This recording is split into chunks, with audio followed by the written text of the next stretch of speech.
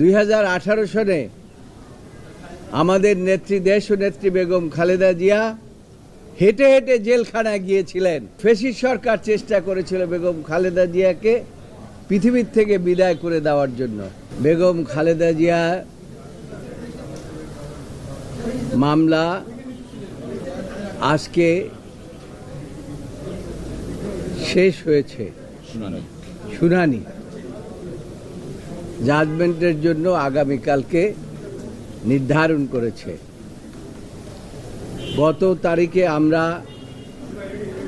আমাদের নেত্রীর পক্ষে আমরা আর্গুমেন্ট করেছি এবং সমাপ্ত করেছিলাম, কিন্তু তখন একটি আপিল ছিল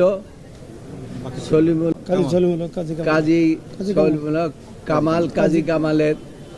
সেই আপিলটি পরবর্তীতে যখন দেখা গেল যে সেটা শুনানি হয়নি, সেই কারণে আজকে আদালত সেই আপিলটি শুনানির জন্য দিন ধার্য করেছিলেন। আজকে সেই আপিলটি শুনানি হয়েছে এবং সেই সাথে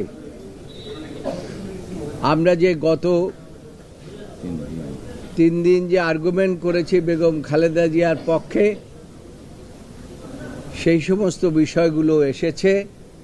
তার মধ্যে মূল যে বিষয়টি এসেছে সেটা হচ্ছে যে মূল যে এফআইআরই সঠিক ছিল না। এফআইআরের মধ্যে এমন কিছু ত্রুটি ছিল যে জিনিসগুলো যদি আইনগতভাবে বিচার বিশ্লেষণ করা হতো তাহলে বেগম খালেদা জিয়া নিম্ন আদালত থেকেই খালাস পেতেন। সেই সময় সেটা করা হয় নাই। এখানে বিশেষ যে বিষয়টি বলতে চাই সেটা হচ্ছে, আপনারা জানেন 1918 সনে বেগম খালেদা জিয়া 2018 সনে আমাদের নেত্রী দেশ ও নেত্রী বেগম খালেদা জিয়া হেঁটে হেঁটে জেলখানায় গিয়েছিলেন সুস্থ অবস্থায় আলিয়া মাদ্রাসার থেকে।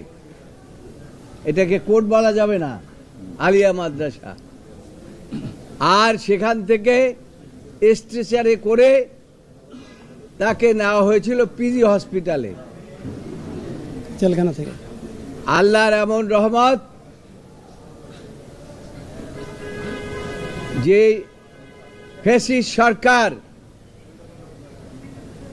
যে চেষ্টা করেছিল যে বেগম খালেদা জিয়াকে আস্তে আস্তে পৃথিবীর থেকে বিদায় করে দেবেন। একবার 1/11 সরকার চেষ্টা করেছিল রাজনীতির থেকে দেশের বাইরে বের করে দেওয়ার জন্য, আর এই ফ্যাসিস্ট সরকার চেষ্টা করেছিল বেগম খালেদা জিয়াকে পৃথিবীর থেকে বিদায় করে দেওয়ার জন্য। কিন্তু আল্লাহর এমনই রহমত যে ফ্যাসিস্ট সরকার শেষ পর্যন্ত বাংলাদেশ থেকে পালিয়ে চলে গেছেন।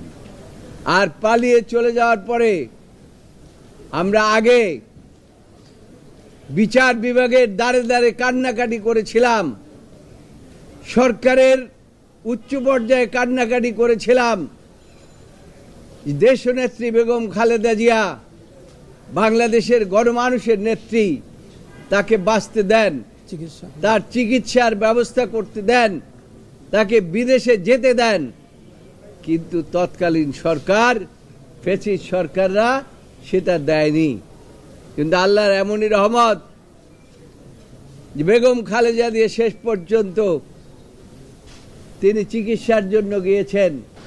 তার জন্য কুয়েতের আমির আর কাতারের আমির রাজকীয় বিমান পাঠিয়েছেন এবং এয়ার অ্যাম্বুলেন্স পাঠিয়েছেন, এবং সেই এয়ার অ্যাম্বুলেন্সে তিনি চিকিৎসার জন্য গিয়েছেন। আজকে যে মামলাটি হয়েছে, এই মামলার মধ্যে শেষ পর্যন্ত যে কনক্লুশন যেটা এসেছে, এই মামলার মধ্যে তাকে সাজা দেওয়ার জন্য কোনো ইনগ্রেডিয়েন্ট ছিল না। আজকে যে অ্যাপিলটি শুনানি হয়েছে, সেই অ্যাপিলেন্টের পক্ষে যিনি অ্যাডভোকেট ছিলেন এবং তিনি নিজে বলেছেন এবং আমাদের রেফারেন্স দিয়ে বলেছেন যে আমরা বিগত 3 দিন বেগম খালেদা জিয়ার পক্ষে যে আর্গুমেন্টগুলো করেছি সবগুলো আর্গুমেন্ট লিগ্যাল আর্গুমেন্ট এবং তিনি সেগুলো অ্যাডপ্ট করেছেন।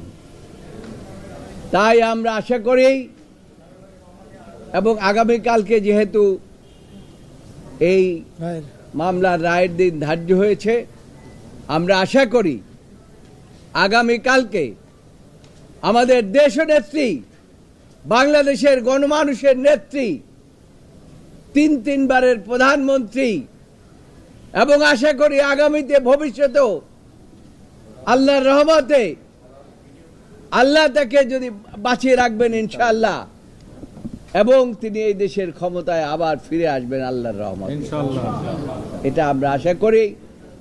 এবং আগামীকালকে আল্লাহর রহমতে ন্যায় বিচার পাবো, এই আদালত থেকে, দেশের সর্বোচ্চ আদালত থেকে আমরা ন্যায় বিচার পাব এবং তিনি সহ অন্যান্যরা খালাস পাবেন। এটাই হচ্ছে আজকের এখানের আদেশ মোতাবেক আগামীকালকে জাজমেন্টের দিন ধার্য আছে।